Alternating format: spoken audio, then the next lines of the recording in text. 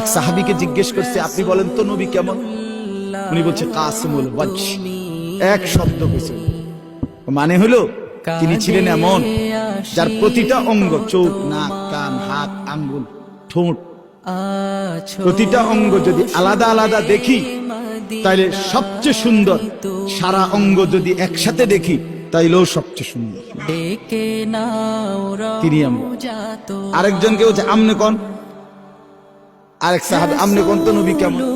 উনি বলতেছে আমি কইতাম না, তিনি ছিলেন এমন ওয়াসিমুল ওয়াজহ, তিনি ছিলেন এমন যাকে একবার দেখলে আবার দেখতে মন চায়, দ্বিতীয়বার দেখলে প্রথমবারের চাইতে আরো সুন্দর মনে হয়, যত তারে দেখি তত আরো সুন্দর লাগে।